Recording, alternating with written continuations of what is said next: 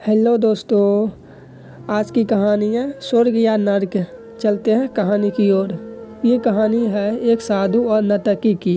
किसी छोटे से गांव में साधु रहते थे और उस साधु का काम गांव के लोगों को उपदेश देना था। उसी गांव में एक नर्तकी रहती थी। उसका काम लोगों के सामने नाचकर गांव के लोगों का मन बहलाना था।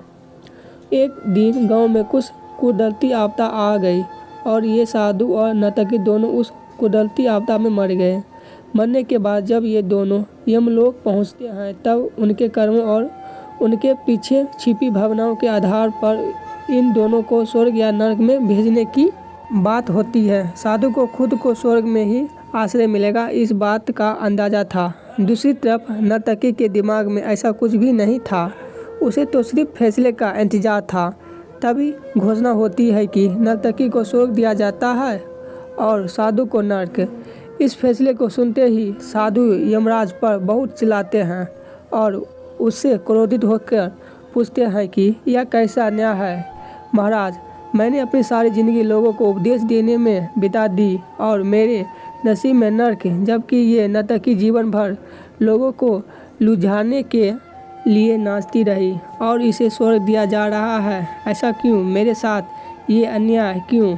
यमराज ने साधु को शांति से उत्तर देते हुए कहा कि ये नर्तकी अपना पेट भरने के लिए नाचती जरूर थी, किंतु उसके मन में यही भावना थी कि मैं अपनी कला को ईश्वर के चरणों में समर्पित कर रही हूँ।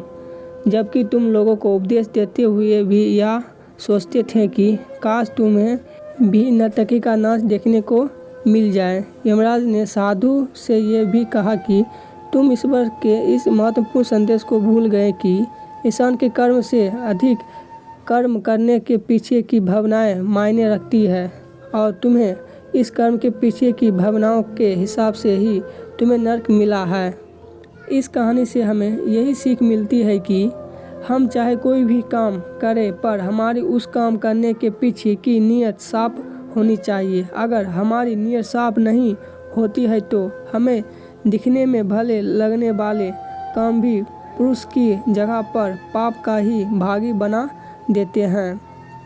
आज की ये छोटी सी कहानी यहीं पर ख़त्म होती है। धन्यवाद।